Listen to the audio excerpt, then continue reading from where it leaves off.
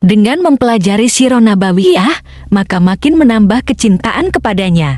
Semoga yang subscribe juga dimudahkan jalannya menuju surga. Silahkan tekan tombol like supaya postingan ini semakin tersebar. Dan tulis doa serta hajat pemirsa di kolom komentar.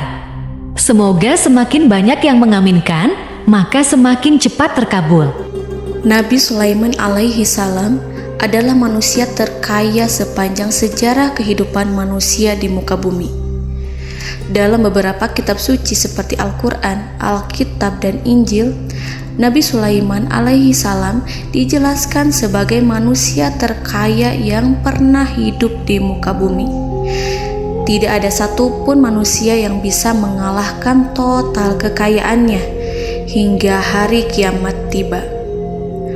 Para arkeolog telah menemukan situs peninggalan sejarah Islam yang mengungkap total kekayaan Nabi Sulaiman alaihi salam.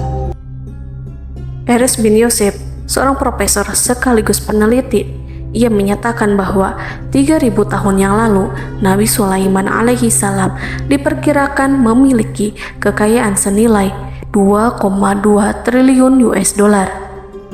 Dan apabila dikonversikan dengan nilai mata uang dolar hari ini, jika dirupiahkan, maka nilainya setara dengan 32.891.870 triliun rupiah. Profesor itu juga menjelaskan bahwa kekayaan Nabi Sulaiman alaihi salam berasal dari dua sumber, yakni istana kerajaan dan tambang tembaga. Nilai itu berkali-kali lipat lebih banyak dari total kekayaan negara Indonesia yang hanya mencapai 11.454 triliun per 30 Desember 2021. Nabi Sulaiman alaihi salam memiliki beberapa mukjizat. Di antaranya adalah dapat berbicara dengan bahasa binatang. Beliau dapat memerintah mereka untuk melakukan sesuatu. Beliau juga dapat mengendalikan besar kecilnya tekanan angin dan dapat mengatur ke arah mana angin akan berhembus.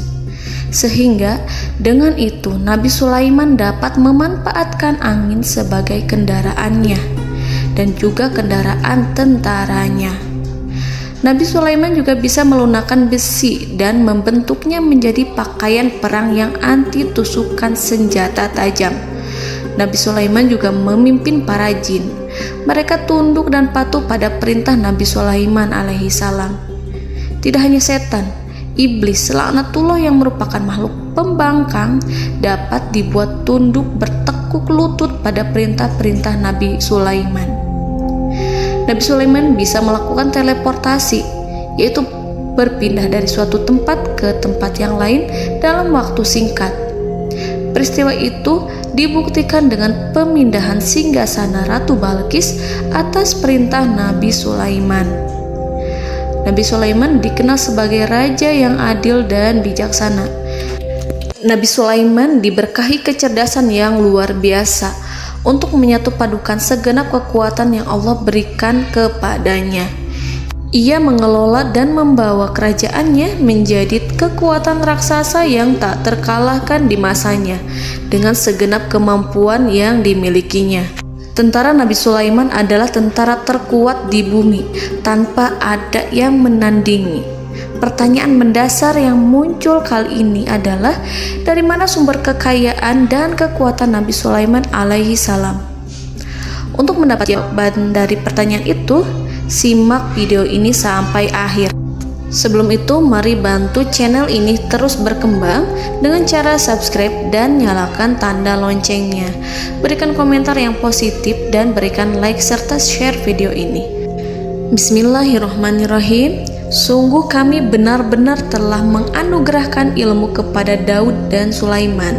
Keduanya berkata, segala puji bagi Allah yang melebihkan kami dari kebanyakan hamba-hambanya yang mukmin.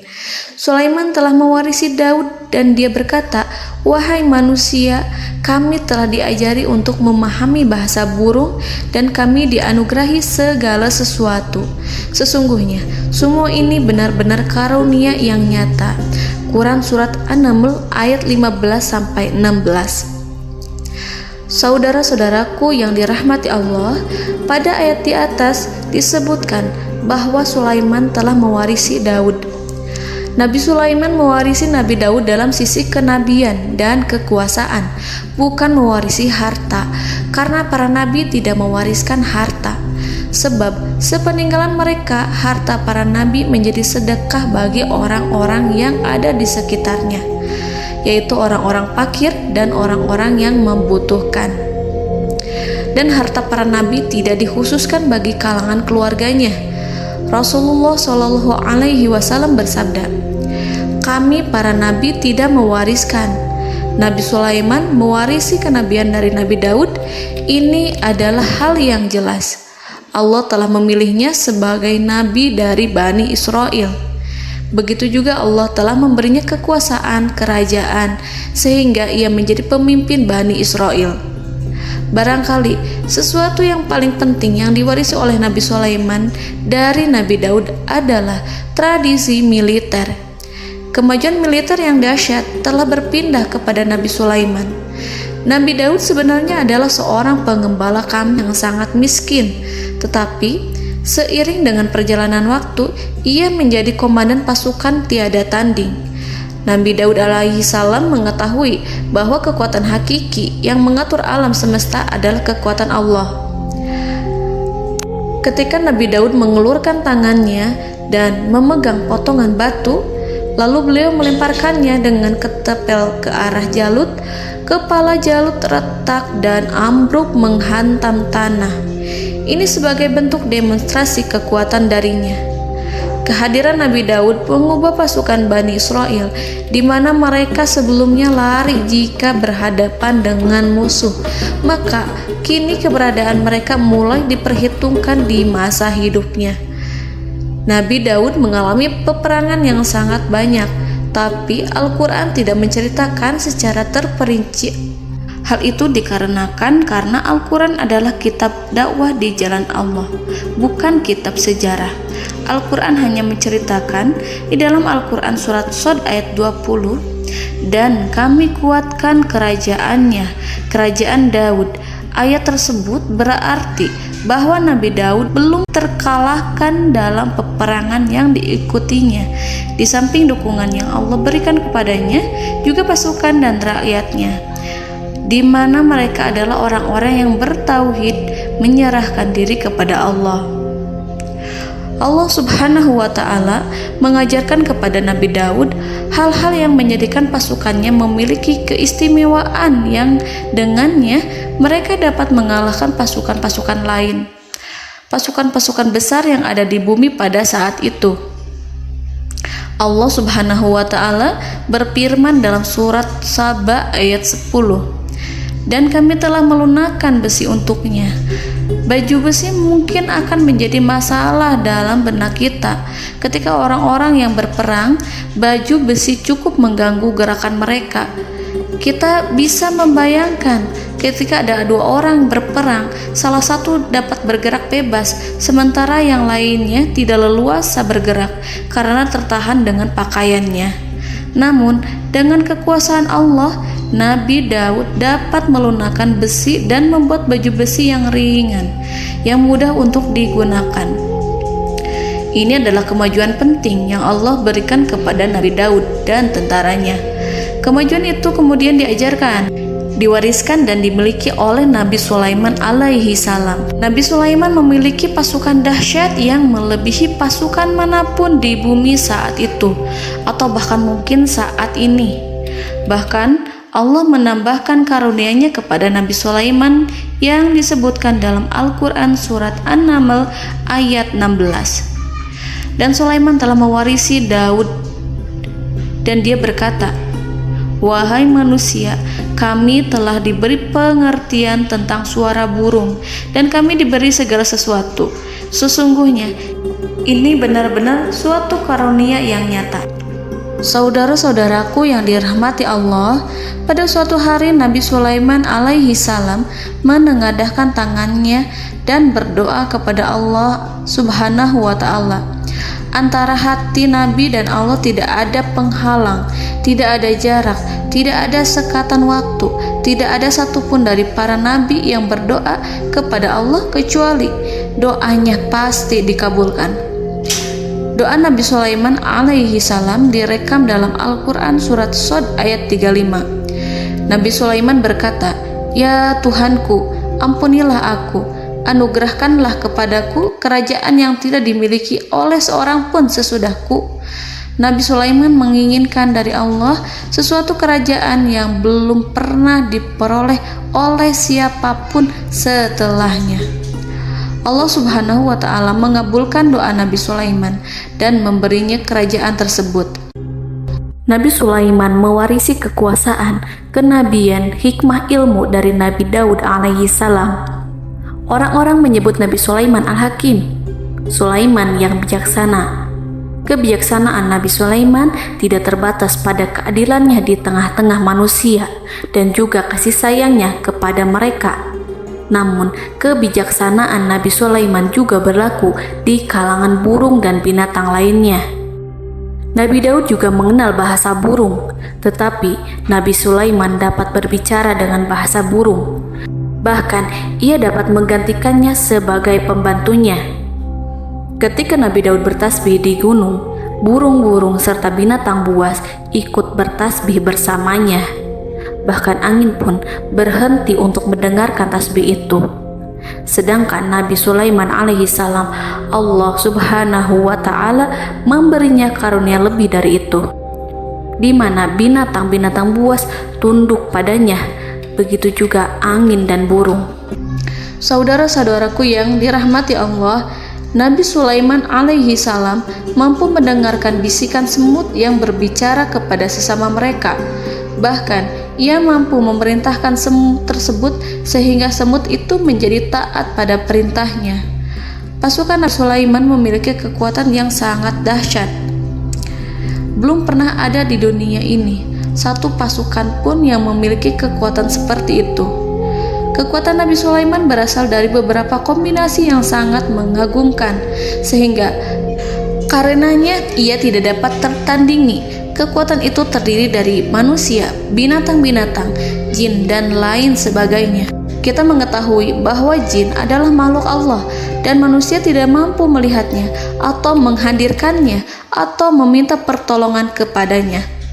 Sedangkan Nabi Sulaiman telah diberi Allah suatu kemampuan untuk menundukkan jin, mempekerjakan mereka sebagai tentara di tengah-tengah peperangan. Bahkan ia mampu menjadikan mereka sebagai pekerja-pekerja kasar di kerajaannya saat tidak ada peperangan. Oleh sebab itu, ketika ada pasukan lain yang mencoba melawan pasukan Nabi Sulaiman, mustahil mereka akan mendapatkan kemenangan. Bahkan pasukan Nabi Sulaiman diperkuat oleh pasukan burung. Burung di pasukan Nabi Sulaiman memerankan tugas penting, yaitu menjadi agen intelijen. Kita mengetahui bahwa peranan informasi saat peperangan adalah hal yang penting. Dari informasi tersebut, pasukan dapat mengetahui keadaan lawannya. Demikianlah peranan burung pada pasukan Sulaiman. Ia terbang di tengah-tengah musuh. Kemudian, ia kembali kepada Nabi Sulaiman untuk menyampaikan berita tentang keadaan lawannya. Di samping jin dan burung, Allah juga menundukkan angin untuk Nabi Sulaiman. Nabi Sulaiman dapat memerintahkan angin dan ia mampu untuk menaiki angin tersebut. Dalam Al-Quran surat Shad ayat 36-40, Allah Subhanahu wa ta'ala berfirman, "Kami tundukkan kepada angin yang berhembus dengan baik menurut kemana saja yang dikehendaki Sulaiman.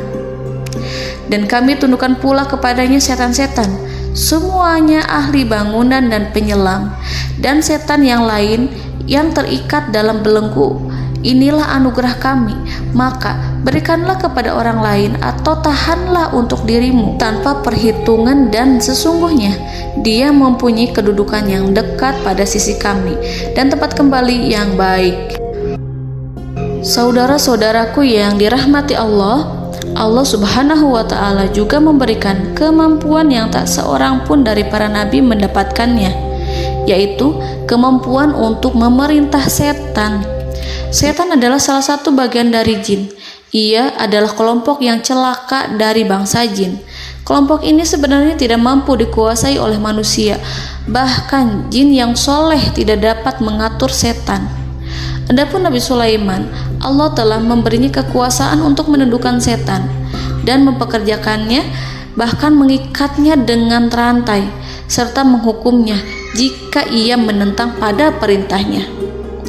Setan membangun untuk Sulaiman istana-istana, patung-patung dan alat-alat perang. Bahkan setan-setan itu menyelam ke dasar lautan untuk mengeluarkan permata dan yakut untuk Sulaiman.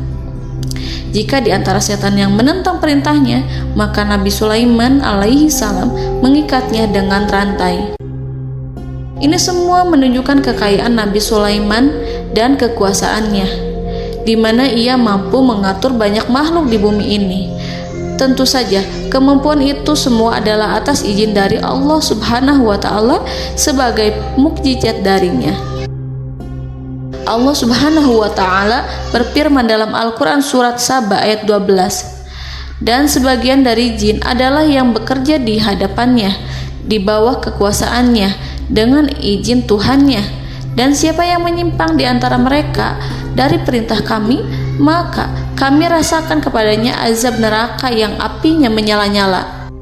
Para jin itu membuat untuk Sulaiman apa yang dikehendakinya, dari gedung-gedung yang tinggi, patung-patung, dan piring-piring yang besarnya seperti kolam, atau periuk yang tetap berada di atas tungku. Saudara-saudaraku yang dirahmati Allah, Nabi Sulaiman yang bijaksana adalah penguasa yang tak tertandingi di muka bumi. Meskipun memperoleh nikmat-nikmat khusus yang agung itu yang Allah berikan kepada Sulaiman, beliau tetap menunjukkan dirinya sebagai manusia yang paling banyak berzikir kepada Allah dan manusia yang paling banyak bersyukur di zamannya. Saudara-saudaraku yang dirahmati Allah, sebagaimana Allah Subhanahu wa Ta'ala memberikan nikmat kepada ayahnya Nabi Daud alaihi salam, di mana ia mampu melunakkan besi, dan Allah mengajarinya bagaimana cara mencairkan besi, maka Nabi Sulaiman alaihi salam dapat memanfaatkan tembaga yang cair untuk peperangan. Dan juga di saat perdamaian, pada saat peperangan, beliau mencampur tembaga dengan besi dan menjadikannya perunggu. Mereka menggunakan senjata-senjata perunggu dalam peperangan seperti pedang, baju besi, dan juga pisau. Senjata-senjata ini adalah senjata yang paling kuat pada saat itu. Sedangkan di saat damai, tembaga digunakan untuk membuat bangunan, perhiasan, dan sebagainya. Meskipun Nabi Sulaiman mendapatkan nikmat yang besar dan karunia yang khusus, Allah Subhanahu wa Ta'ala mengujinya dengan suatu ujian yang dahsyat. Ujian yang akan selalu datang kepada seorang hamba yang soleh. Ketika hamba itu mendapatkan kedudukan besar, maka ujiannya pun menjadi besar. Allah Subhanahu wa Ta'ala menguji Nabi Sulaiman dengan penyakit. Diceritakan oleh Fahru Roji, Nabi Sulaiman diuji dengan suatu penyakit yang keras, di mana kedokteran saat itu tidak dapat dan tidak mampu mengatasinya. Sakitnya Nabi Sulaiman sangat keras sehingga para dokter dari kalangan manusia ataupun jin tidak mampu menghilangkan penyakit itu. Lalu burung-burung menghadirkan rumput-rumput yang dianggapnya sebagai obat, tetapi Nabi Sulaiman tak kunjung sembuh.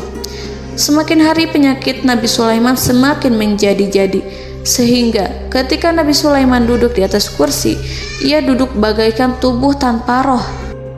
Seakan-akan ia mati karena saking keras penyakit yang dideritanya. Sakit yang diderita oleh Nabi Sulaiman alaihi salam berlangsung sangat lama. Namun Nabi Sulaiman tidak henti-hentinya berzikir kepada Allah dan meminta kesembuhan kepadanya, serta selalu beristighfar dan mengungkapkan rasa cinta kepadanya. Selesailah ujian Allah terhadap hambanya Nabi Sulaiman. Beliau pun sembuh Nabi Sulaiman merasakan kembali kesehatannya setelah ia mengetahui segala kejayaan dan segala kekuasaan serta segala kebesarannya tidak lagi mampu menghilangkan penyakit yang dideritanya kecuali jika Allah menghendaki. Saudara-saudaraku yang dirahmati Allah, Nabi Sulaiman telah membangun tempat ibadah, tempat sujud, sehingga manusia menyembah Allah di dalamnya. Orang-orang yang membangunnya berjumlah puluhan ribu orang. Tentu setiap kelompok dari mereka memiliki pekerjaan masing-masing. Di antara mereka ada yang mencairkan tembaga, di antara mereka ada yang tukang pahat, ada yang tukang ukir, ada yang membelah batu, ada yang memotong kayu, ada yang mendatangkan rumput-rumput dari Libanon, ada yang mendatangkan emas dan menjadikannya lempengan-lempengan yang mengkilat untuk menutupi kayu serta untuk melapisi dinding-dinding. Bahkan golongan jin pun membantu membangun tempat tersebut, tentu dengan perintah dan bimbingan Nabi Sulaiman. Mereka membuat patung-patung yang besar, membuat bejana yang besar untuk tempat makan para tentara dan pekerja, yaitu bejana seperti gunung. Karena saking berat dan besarnya, mereka juga membuat tempat-tempat minum yang besarnya seperti kolam. Nabi Sulaiman mengawasi para pekerjanya dan juga mengurusi masyarakatnya, di mana beliau mengenali problem mereka dan berusaha memecahkannya. Beliau juga mengawasi pasukan dari kalangan binatang dan burung. Beliau mengetahui apabila ada satu di antara mereka yang tidak datang, kemana ia pergi serta mengapa ia pergi. Nabi Sulaiman menguasai pengetahuan itu semua. Nabi Sulaiman bukan hanya mengetahui problem tentara-tentaranya dari kalangan manusia ataupun tentaranya dari kalangan burung, namun ia juga menunjukkan kasih sayang terhadap semut, di mana beliau mendengar bisikannya dan tidak suka untuk menginjaknya. Nabi Sulaiman selalu menundukkan kepalanya ke bumi sebagai bentuk rasa rendah diri dan syukur kepada Allah. Pada suatu hari, Nabi Sulaiman alaihi salam berjalan di depan tentaranya dan tiba-tiba ia mendengar suara semut yang berkata kepada temannya dari kalangan semut. Hal itu terekam dalam Al-Quran surat An-Naml ayat 18-19. Wahai semut-semut, masuklah ke dalam sarang-sarangmu agar kamu tidak terinjak oleh Sulaiman dan tentaranya, sedangkan mereka tidak menyadarinya. Nabi Sulaiman alaihi salam tersenyum mendengar itu dan ia berdoa, "Ya Allah, ya Tuhanku, berilah aku ilham untuk tetap mensyukuri nikmat-Mu yang telah Engkau anugerahkan kepadaku dan kepada kedua orang ibu bapakku, dan untuk mengerjakan amal soleh yang Kau ridhoi, dan masukkanlah aku ke dalam rahmat-Mu, ke dalam golongan hamba-hamba-Mu yang soleh." Saudara-saudaraku yang dirahmati Allah, meskipun Nabi Sulaiman mendapatkan kekuasaan dan memiliki tentara yang besar, namun beliau menunjukkan kasih sayang terhadap bangsa semut. Beliau mendengarkan bisikannya dan melihat semut yang ada di depannya. Oleh karena itu, tak mungkin baginya untuk menginjak golongan semut itu. Nabi Sulaiman bersyukur kepada Allah telah memberinya nikmat, yaitu nikmat rahmat dan kasih sayang. Di samping itu, Nabi Sulaiman alaihi salam adalah orang paling kaya di dunia. Istananya terbuat dari kayu gaharu yang memiliki wangi harum. Istananya terbuat dari emas yang terkadang dari kristal. Beliau juga memiliki kursi besar yang terbuat dari emas dan permata. Istana Nabi Sulaiman merupakan istana yang paling besar di dunia. Nabi Sulaiman menggunakan pakaian dari emas dan permata. Meskipun demikian, Nabi Sulaiman tetap menunjukkan sebagai hamba yang berserah diri dan rendah diri di hadapan Allah Subhanahu wa Ta'ala. Nabi Sulaiman yang merendahkan diri di hadapan Allah, ia selalu sujud kepada Allah sebagaimana ayahnya yang selalu bertasbih pada Allah. Nabi Sulaiman selalu melantunkan lagu-lagu cinta ilahi dan hanya memuji Allah Subhanahu wa Ta'ala. Pada suatu hari, Nabi Sulaiman alaihi salam mengeluarkan perintah kepada pasukannya untuk bersiap-siap.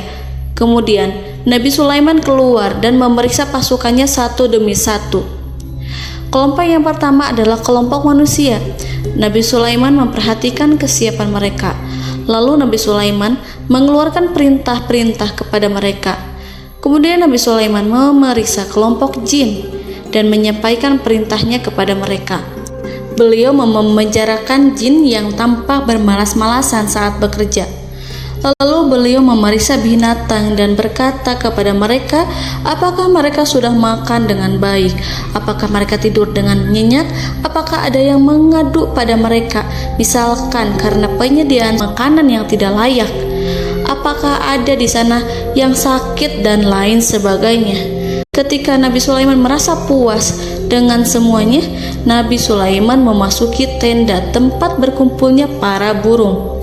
Nabi Sulaiman alaihissalam kemudian memasuki tenda tersebut, mengamati keadaan di sekitarnya, sehingga beliau mengetahui bahwa ada satu burung yang tidak hadir, yaitu burung hudhud. Mengapa aku tidak melihat burung hudhud? Burung-burung yang lain tampak terdiam sebagai penghormatan, dan mereka mendengarkan apa yang akan dikatakan pemimpin mereka. Nabi Sulaiman mengarahkan pandangannya pada semua burung dan tidak menemukan burung hudhud di antara mereka. Tak seekor burung pun yang mengetahui keberadaannya. Burung hudhud absen pada apel wajib kali ini. Nabi Sulaiman mulai menampakkan kemarahannya. Tiba-tiba, seekor burung kecil memberanikan diri untuk berkata kepada Nabi Sulaiman, Wahai Nabi yang mulia, seharusnya Hudhud ada bersamaku kemarin untuk melaksanakan tugas penyelidikan. Ia adalah pemimpin misi itu. Namun, burung Hudhud belum datang. Oleh karena itu, aku tidak pergi bersamanya. Burung itu tampak gemetar. Nabi Sulaiman mengetahui bahwa Hudhud tidak hadir dan tak seorang pun mengetahui kemana ia pergi. Burung hudhud pergi tanpa izin terlebih dahulu. Dalam keadaan marah, Nabi Sulaiman berkata, "Sungguh aku benar-benar akan mengazabnya dengan azab yang sangat keras atau benar-benar menyembelihnya, kecuali jika ia benar-benar datang kepadaku dengan alasan yang jelas." Kawanan burung-burung mengetahui bahwa Nabi Sulaiman sedang marah dan telah menetapkan untuk menyiksa burung hudhud atau menyembelihnya atau justru memaafkannya dengan syarat ia datang dengan membawa alasan yang dapat menyelamatkannya, atau dengan kata lain, burung hudhud dapat memastikan bahwa ia melaksanakan tugas yang penting. Nabi Sulaiman menunjukkan kemarahan yang besar sehingga siapapun akan merasa takut kepada Nabi Sulaiman yang marah. Nabi Sulaiman kemudian pergi dari tempat burung tersebut. Nabi Sulaiman masih memikirkan keadaan burung hudhud. Seharusnya burung hudhud menjadi bagian penting dari badan intelijen. Apakah ia pergi untuk menyingkap suatu, atau apakah ia pergi hanya untuk bermain-main? Nabi Sulaiman telah memperhatikan dan mengetahui bahwa burung hudhud adalah seekor burung yang cerdik dan juga fasih berbicara. Terkadang Nabi Sulaiman mendapati burung hudhud sedang bermain-main dan menunda-nunda pekerjaannya.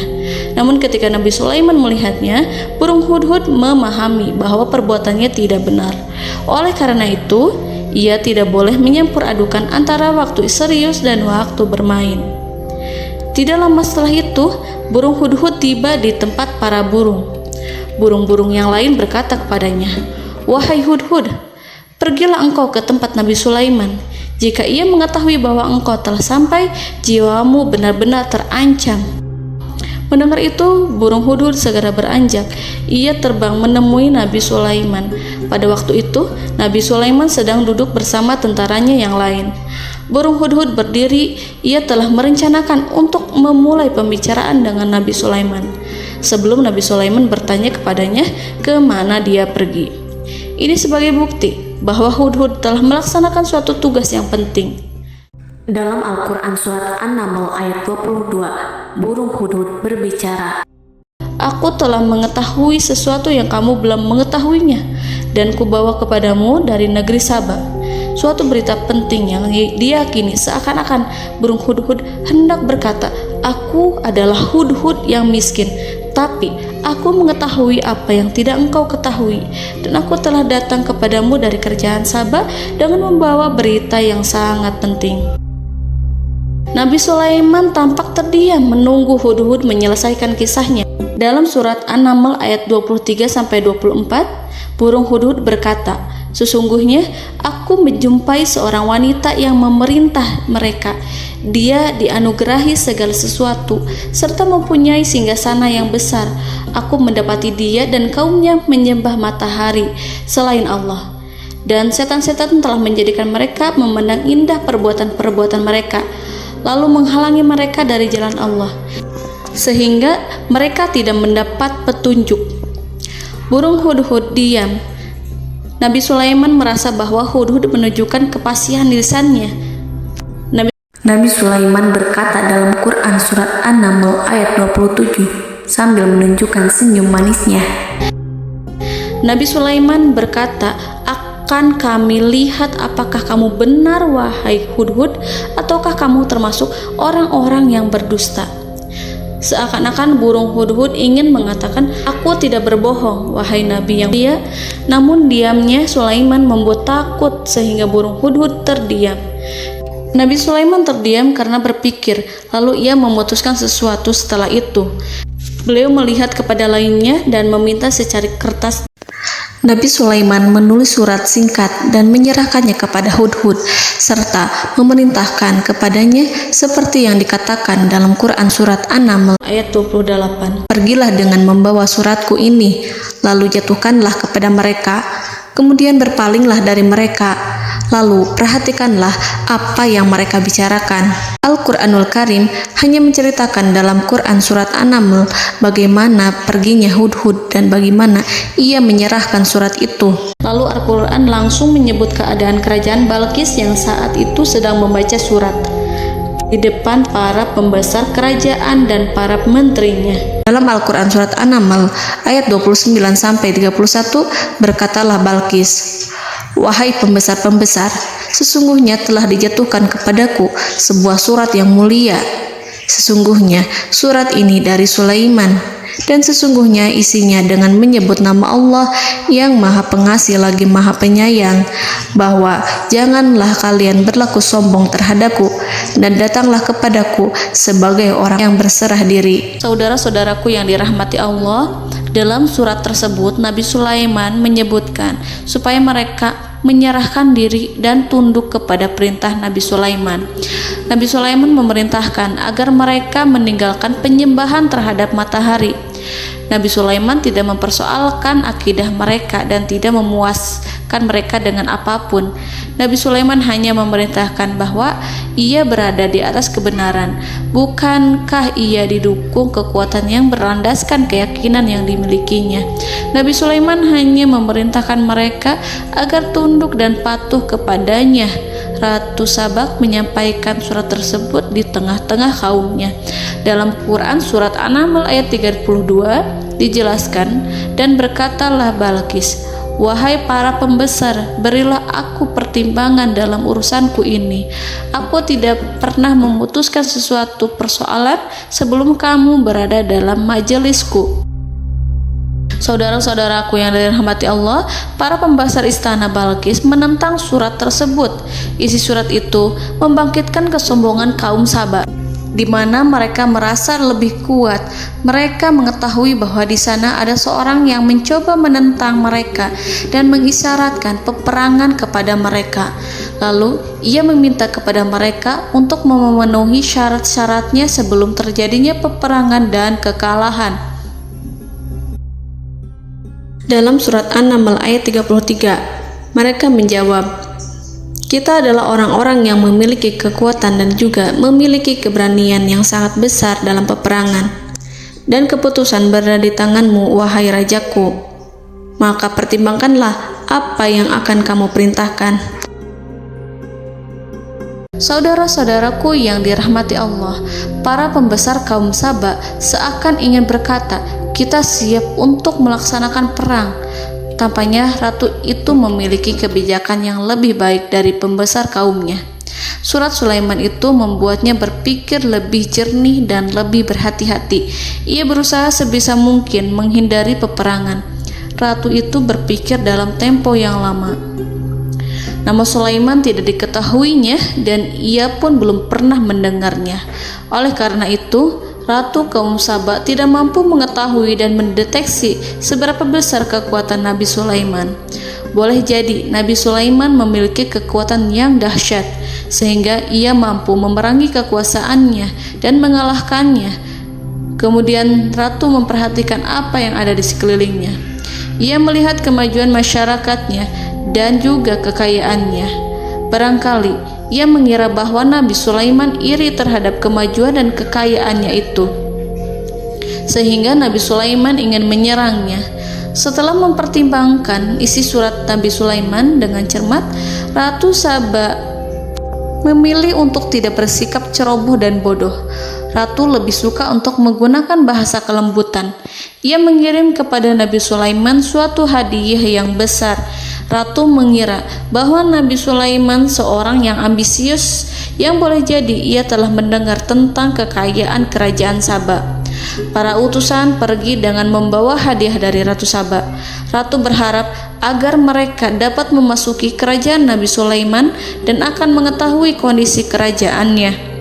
Saat mereka pulang, Ratu ingin mendengar secara langsung dari mereka tentang bagaimana keadaan kaum Nabi Sulaiman dan pasukannya. Setelah mendapatkan informasi yang cukup, maka Ratu Balqis dapat membuat sesuatu keputusan yang tepat. Ratu menyembunyikan apa yang terlintas dalam pikirannya, lalu ia berbicara kepada pembesar istananya bahwa ia dapat menyingkap niat jahat Raja Sulaiman melalui cara mengirimkan hadiah kepadanya. Ratu lebih memilih cara tersebut dan menunggu reaksi dari Nabi Sulaiman. Ratu berhasil memuaskan para pembesar istana, dan untuk sementara ia menghilangkan ide untuk berperang. Karena para raja jika menyerang suatu desa, maka pemimpin desa tersebut adalah orang yang paling banyak mendapatkan kehinaan. Akhirnya, para pembesar kaumnya merasa puas dengan pikiran Ratu Balqis. Saudara-saudaraku yang dirahmati Allah, dalam surat An-Naml ayat 34-35 dijelaskan, Ratu Balqis berkata, "Sesungguhnya raja-raja apabila memasuki suatu negeri, niscaya mereka akan membinasakannya dan menjadikan penduduknya yang mulia menjadi hina. Dan demikian pula lah yang akan mereka perbuat. Dan sesungguhnya aku akan mengirim utusan kepada mereka dengan membawa hadiah, dan aku akan menunggu apa yang akan dibawa kembali oleh utusan itu." Kemudian sampailah hadiah dari Ratu Balqis kepada Nabi Sulaiman. Para intelijen Nabi Sulaiman memberitahunya bahwa utusan Balqis datang dengan membawa hadiah. Nabi Sulaiman langsung mengetahui bahwa Ratu Balqis itu sengaja mengirim orang-orangnya untuk mengetahui atau untuk mendapatkan informasi tentang kekuatannya. Lalu setelah itu ia akan mengambil keputusan atau mengambil sikap kepada kerajaan Sulaiman. Nabi Sulaiman segera memanggil semua pasukannya untuk berkumpul. Utusan Balqis segera memasuki istana Nabi yang dipenuhi dengan pasukan yang besar bersenjata. Melihat itu, utusan Ratu Balqis tercengang dan terkejut ketika mereka melihat kekayaan yang mereka bawa tidak ada apa-apanya dibandingkan dengan kerajaan Nabi Sulaiman. Hadiah mereka tampak tidak berarti. Emas yang mereka bawa tampak tidak memiliki makna saat mereka memasuki istana Nabi Sulaiman yang terbuat dari kayu-kayu pohon gaharu yang mengeluarkan bau yang harum serta dihiasi dengan emas permata. Para utusan Ratu Balqis berdiri bersama Nabi Sulaiman dan menyaksikan bagaimana Nabi Sulaiman mengendalikan pasukannya. Kemudian mereka mulai berpikir tentang kekuatan dan kualitas pasukan Nabi Sulaiman. Betapa kagetnya mereka ketika melihat di tengah-tengah pasukan itu terdapat singa, burung, dan tentara dari kalangan manusia yang mampu terbang. Mereka pun sadar bahwa mereka di hadapan pasukan yang tiada tandingannya. Selesailah demonstrasi pasukan Nabi Sulaiman. Kemudian para utusan ratu dipersilahkan maju ke tempat hidangan makanan. Para utusan itu sangat terkejut ketika melihat berbagai macam makanan dari penjuru dunia ada di depannya. Dan di antara makanan itu terdapat pula makanan yang biasa ditemukan di negeri mereka. Tetapi mereka melihat bahwa makanan itu memiliki rasa yang lebih istimewa. Selain itu, piring-piring yang ada di depan mereka terbuat dari emas dan mereka dilayani oleh laki-laki yang berhias dengan emas. Di meja makan itu terdapat burung, ikan laut, dan berbagai macam daging yang mereka tidak mampu lagi membedakan daging apa itu. Nabi Sulaiman tidak makan bersama mereka, tapi beliau makan dengan menggunakan piring yang terbuat dari kayu. Beliau memakan roti yang kering yang dicampur dengan minyak. Inilah makanan yang dipilih Nabi Sulaiman. Makan bersama mereka dalam keadaan diam, mereka merasa kehadiran Nabi Sulaiman menciptakan suatu wibawa yang luar biasa. Selesai perjamuan itu, lalu dengan sangat malu mereka menyerahkan hadiah dari Ratu Balqis kepada Nabi Sulaiman. Hadiah itu berupa emas yang bagi mereka hadiah itu sangat bernilai tinggi. Tapi di sini hadiah itu tampak kecil di hadapan kekayaan-kekayaan Nabi Sulaiman yang sangat mengagumkan. Nabi Sulaiman memperhatikan hadiah dari Ratu Balqis itu dan berkata dalam Quran surat An-Naml ayat 36, "Maka apa yang diberikan Allah kepadaku lebih baik daripada apa yang diberikannya kepadamu, tetapi kamu merasa bangga dengan hadiahmu." Saudara-saudaraku, Raja Sulaiman menyingkap dengan kata-katanya yang singkat itu penolakannya terhadap hadiah mereka. Ia memberitahu utusan itu bahwa ia tidak menerima hadiah tersebut. Ia tidak merasa puas dengan hadiah itu. Yang membuatnya puas hanyalah, "Janganlah kalian berlaku sombong terhadapku dan datanglah kepadaku sebagai orang-orang yang berserah diri." Lalu Nabi Sulaiman berkata kepada mereka dengan pelan. Hal itu diabadikan dalam Al-Quran surat An-Naml ayat 37. "Kembalilah kepada mereka. Sungguh kami akan mendatangi mereka dengan bala tentara yang mereka tidak kuasa melawannya. Dan pasti kami akan mengusir mereka dari negara itu, yaitu negeri Saba, dengan terhina. Dan mereka akan menjadi tawanan-tawanan yang hina." Saudara-saudaraku yang dirahmati Allah, Nabi Sulaiman kemudian meninggalkan para utusan ratu setelah terlebih dahulu mengancam mereka. Para utusan itu berharap agar Nabi Sulaiman mau menunggu kunjungan Ratu Balqis yang akan membawa misi perdamaian. Akhirnya, sampailah para utusan Ratu Balqis ke negeri Saba. Mereka segera menuju istana sang ratu. Mereka memberitahu bahwa negeri mereka ada di ujung tanduk. Mereka menceritakan kepada ratu tentang kekuatan Nabi Sulaiman dan tidak mungkin bagi mereka mampu melawannya.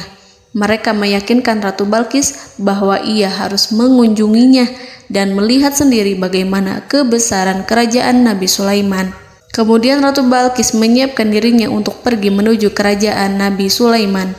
Nabi Sulaiman duduk di kursi kerajaan di tengah-tengah para pembesarnya dan para menterinya, serta para komandan pasukannya. Beliau berpikir tentang sosok Balqis.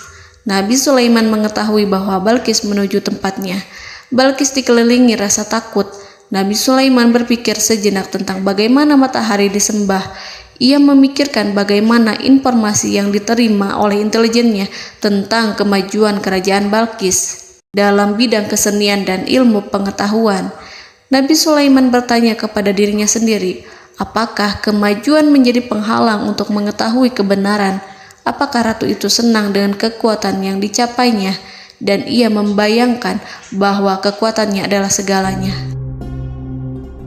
Dengan kemajuan yang dimilikinya, Nabi Sulaiman ingin membuat kejutan agar ratu mengetahui bahwa Islam yang diyakini oleh Nabi Sulaiman adalah satu-satunya yang mampu mendatangkan kemajuan dan kekuatan yang hakiki, sehingga ia dapat membandingkan antara keyakinannya dalam menyembah matahari beserta kemajuan yang dicapainya dengan keyakinan Nabi Sulaiman beserta kemajuan yang diraihnya. Saudara-saudaraku yang dirahmati Allah, para mata-mata Nabi Sulaiman telah memberitahunya bahwa hal yang sangat disegani dan dikagumi oleh kaum Balqis adalah kerajaan Saba, yaitu singgasana Ratu Balqis.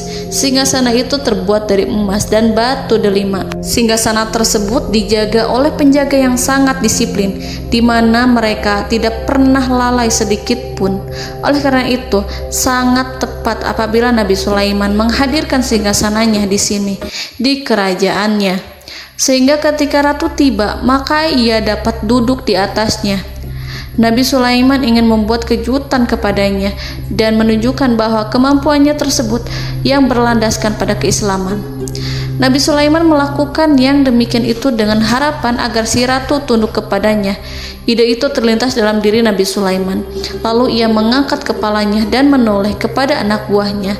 Hal itu diabadikan dalam Quran Surat An-Naml ayat 38. Wahai para pembesar, siapakah di antara kamu sekalian yang sanggup membawa singgasananya kepadaku sebelum mereka datang kepadaku sebagai orang-orang yang berserah diri?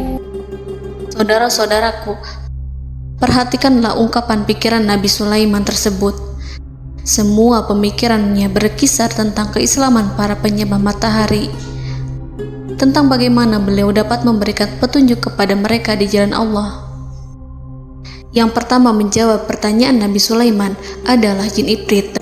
Dalam Quran Surat An-Naml ayat 39, berkatalah Ifrit yang cerdik dari golongan jin, "Aku akan datang kepadamu dengan membawa singgasana itu sebelum kamu berdiri dari tempat dudukmu. Sesungguhnya aku benar-benar kuat untuk membawanya, lagi dapat dipercaya."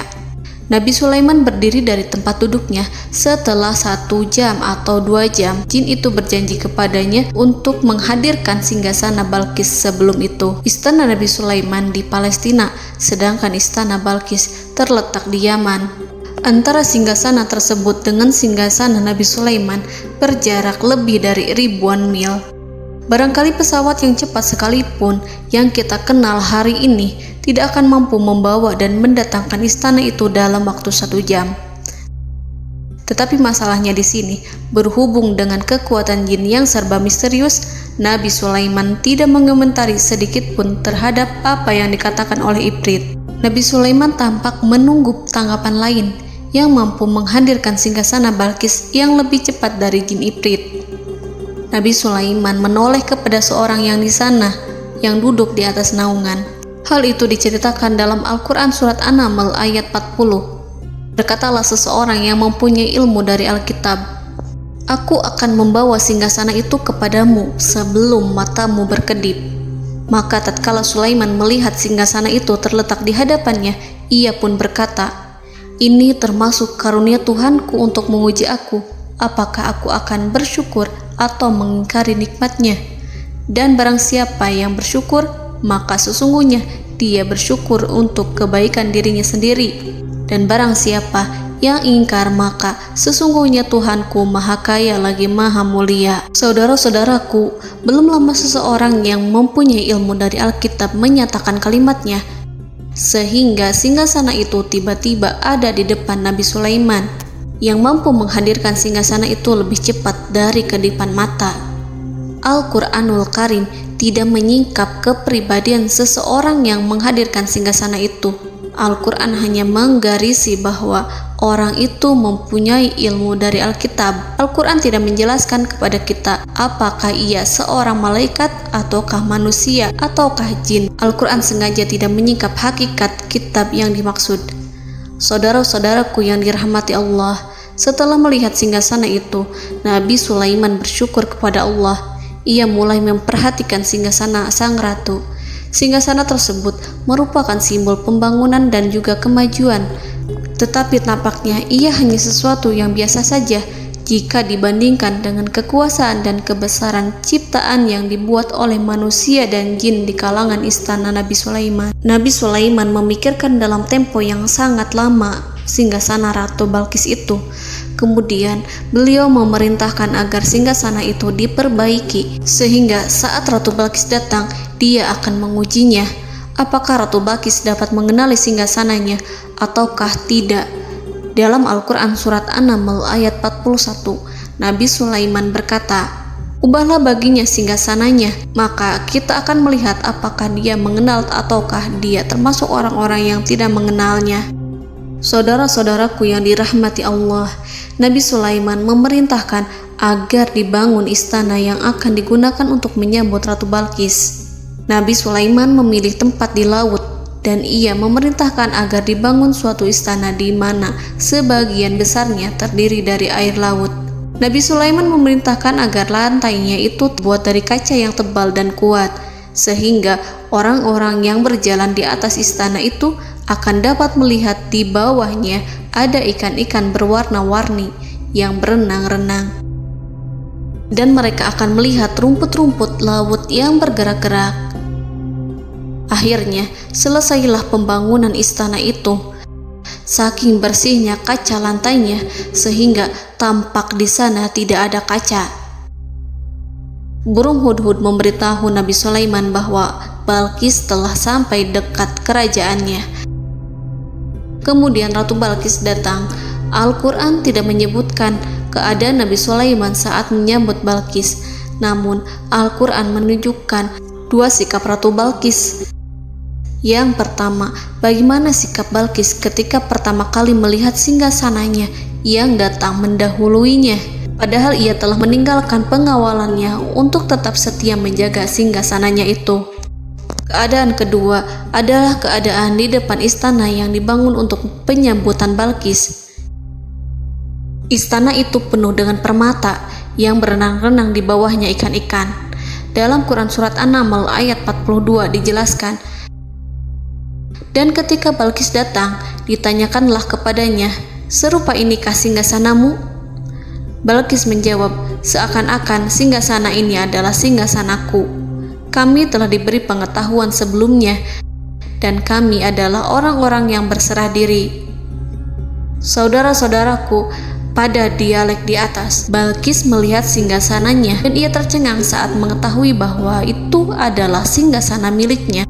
Namun kemudian ia mulai ragu karena melihat tidak sepenuhnya itu singgasana miliknya.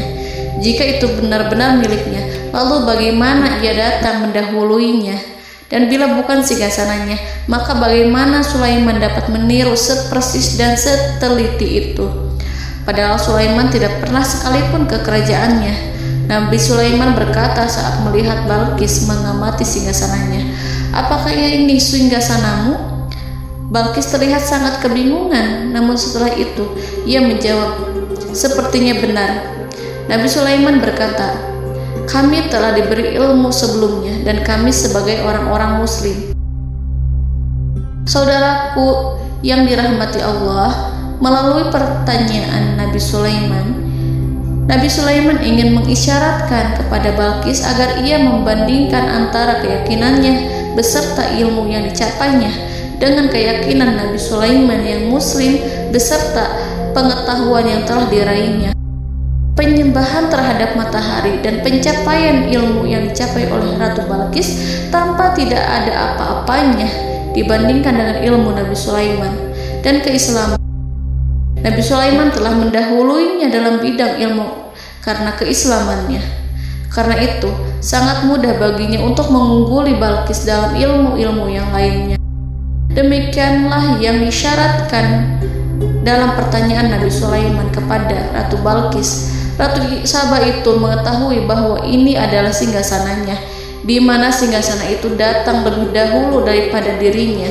Beberapa bagian darinya telah diubah saat Balkis masih di perjalanan menuju ke tempat Nabi Sulaiman. Ia berpikir kemampuan apa yang dimiliki Nabi Sulaiman. Ratu Balkis tercengang melihat apa yang disaksikannya, yang berupa buah dari keimanan Nabi Sulaiman dan hubungannya dengan Allah Subhanahu wa Ta'ala. Sebagaimana Balkis juga tercengang ketika melihat kemajuan di bidang ilmu pembangunan, seni, dan ilmu-ilmu yang lainnya. Maka ia tidak lebih kagum lagi saat melihat hubungan yang kuat antara keislaman Nabi Sulaiman dengan ilmunya, serta kemajuan yang diraihnya. Dalam Al-Quran Surat An-Naml ayat 43 dijelaskan, dan apa yang disembahnya selama ini selain Allah mencegahnya untuk melahirkan keislamannya, karena sesungguhnya ia terdahulu termasuk orang-orang yang kafir. Saudara-saudaraku yang dirahmati Allah, berguncanglah dalam benak Balkis ribuan hal ketika melihat keyakinan kaumnya runtuh di hadapan Nabi Sulaiman. Ia menyadari matahari yang disembahnya hanya merupakan ciptaan Allah, dan Allah lah yang menggerakkannya untuk hamba-hambanya. Lalu terbitlah matahari kebenaran dalam dirinya. Hatinya diterangi oleh cahaya baru yang tidak akan tenggelam seperti tenggelamnya matahari.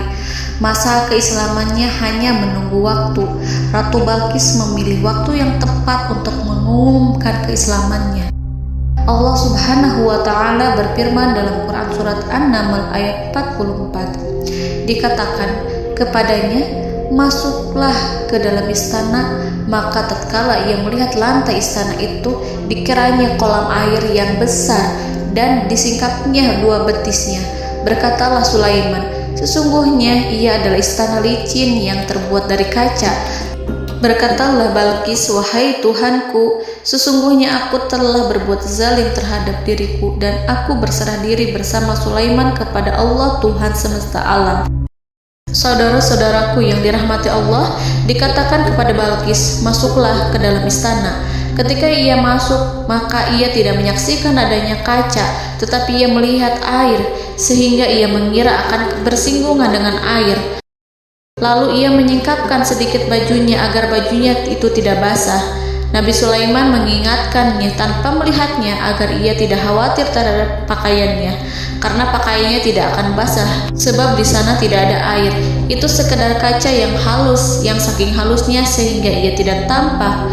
Pada kesempatan itulah Balqis mengumumkan keislamannya yang mengakui kelalimannya, dan ia menyatakan menyerahkan diri kepada Nabi Sulaiman dan kepada Allah Tuhan semesta alam. Lalu kaumnya pun mengikutinya dan mereka memeluk Islam. Balqis menyadari ia berhadapan dengan penguasa yang terbesar di bumi dan Nabi Allah yang mulia. Untuk pertama kalinya, wajah Sulaiman tampak dihiasi dengan senyuman yang menunjukkan kepuasannya sejak Balqis mengunjunginya. Demikianlah Nabi Sulaiman mewujudkan kejayaannya yang hakiki dan menyebarkan cahaya Islam di muka bumi. Saudara-saudaraku, Al-Quran tidak menyebutkan kisah Balqis setelah keislamannya. Para ahli tafsir mengatakan bahwa ia menikah dengan Nabi Sulaiman. Selain itu, ada yang mengatakan bahwa ia menikah dengan salah satu orang dekat Nabi Sulaiman. Ada juga yang mengatakan bahwa sebagian Raja Habasyah adalah keturunan dari buah perkawinan ini. Wallahu a'lam bishawab. Saudara-saudaraku yang dirahmati Allah, Nabi Sulaiman hidup di tengah-tengah kejayaan dan kemuliaan di bumi. Kemudian Allah menetapkan kematian untuknya, sebagaimana kehidupan Sulaiman berada di puncak kemuliaan dan kejayaan yang penuh dengan keajaiban yang luar biasa, maka kematiannya pun merupakan tanda-tanda kebesaran Allah yang penuh dengan keajaiban. Demikianlah bahwa kematiannya sesuai dengan kehidupannya, sesuai dengan kejayaannya. Allah berfirman tentang kematian Sulaiman di dalam Al-Quran Surat Saba ayat 14. Maka tatkala kami telah menetapkan kematian Nabi Sulaiman, tidak ada yang menunjukkan kepada mereka kematiannya itu kecuali rayap yang memakan tongkatnya. Maka tatkala ia telah tersungkur, tahulah jin bahwa kalau sekiranya mereka mengetahui yang gaib, tentulah mereka tidak akan tetap dalam siksa yang menghinakan. Saudara-saudaraku, kemampuan Nabi Sulaiman untuk menundukkan jin dan mempekerjakan mereka serta hubungan mereka dengan semua itu menimbulkan fitnah di tengah-tengah manusia. Dalam hal tertentu, kematian Nabi Sulaiman merupakan batasan jawaban terhadap fitnah ini. Kami tidak mengetahui siapa yang mengklaim bahwa jin mengetahui hal yang gaib, apakah itu setan yang terkutuk atau jin yang bodoh atau manusia yang tertipu.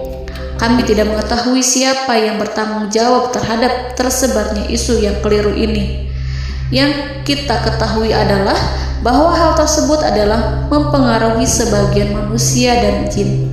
Barangkali manusia berkata kepada diri mereka, selama jin melakukan perbuatan yang luar biasa ini, maka apa gerangan yang menjadikan mereka tidak mengetahui hal yang gaib itu?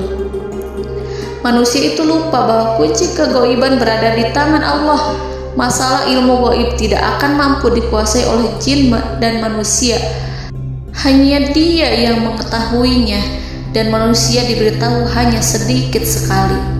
Saudara-saudaraku yang dirahmati Allah, seakan-akan Allah telah merencanakan bahwa kematian Sulaiman bertujuan untuk menghancurkan pemikiran itu, yaitu pemikiran bahwa jin mengetahui hal-hal yang gaib. Jin bekerja untuk Nabi Sulaiman selama beliau hidup, dan tatkala beliau meninggal, maka tugas mereka menjadi bebas. Nabi Sulaiman meninggal tanpa diketahui oleh jin, sehingga mereka tetap bekerja untuk mereka, tetap mengabdi kepada Sulaiman. Seandainya mereka mengetahui hal yang gaib, niscaya mereka tidak akan meneruskan pekerjaan mereka. Saudara-saudaraku, pada suatu hari Nabi Sulaiman memasuki mihrabnya untuk itikaf ibadah dan beribadah kepada Allah. Tak seorang pun yang berani mengganggu khalwatnya. Mihrab Sulaiman terletak di puncak gunung dan dindingnya terbuat dari permata. Pada suatu hari Nabi Sulaiman duduk bersandar pada tongkatnya dan ia tampak tenggelam dalam tafakur. Beliau berzikir pada Allah hingga rasa kantuk menguasainya. Lalu setelah itu malaikat maut menemuinya. Nabi Sulaiman pun meninggal. Beliau bersandar kepada tongkatnya. Jin melihatnya dan mengira bahwa beliau sedang sholat, sehingga mereka pun terus melanjutkan pekerjaannya. Berlalulah hari demi hari yang panjang. Datanglah rayap, yaitu semut kecil yang memakan kayu. Hewan itu mulai memakan tongkat Nabi Sulaiman. Rayap itu tampak lapar. Sebagian dari tongkat Nabi Sulaiman dimakan beberapa hari oleh rayap itu. Ketika yang dimakannya semakin bertambah, maka tongkat itu pun menjadi rusak dan kemudian jatuh dari tangan Nabi Sulaiman alaihi salam. Tubuh mulia itu kehilangan keseimbangan dan kemudian jatuh terhempas di bumi. Tatkala tubuh suci itu tersungkur, maka manusia segera menuju ke arahnya. Mereka menyadari dan mengetahui bahwa Nabi Sulaiman telah meninggal dalam waktu yang lama. Jin menyadari bahwa mereka tidak mengetahui hal yang gaib, dan manusia pun mengetahui hakikat ini. Seandainya jin mengetahui hal yang gaib, niscaya ia tidak akan meneruskan siksa yang hina. Mereka tidak akan bekerja kepada Sulaiman. Demikianlah Nabi Sulaiman alaihi salam meninggal dalam keadaan duduk dan sholat di mihrabnya. Lalu berita itu tersebar bagaikan api di bumi. Manusia, burung, dan binatang buas mengantarkan jenazah Nabi Sulaiman. Sekawanan burung tampak sedih dan menangis. Semua makhluk bersedih. Akhirnya tak seorang pun mengetahui bahasa burung di bumi. Meninggallah seorang yang memahami pembicaraan burung, binatang-binatang, jin, dan lain sebagainya. Burung-burung itu berkata, betapa beratnya kehidupan di tengah orang-orang yang tidak mengetahui pembicaraan kita.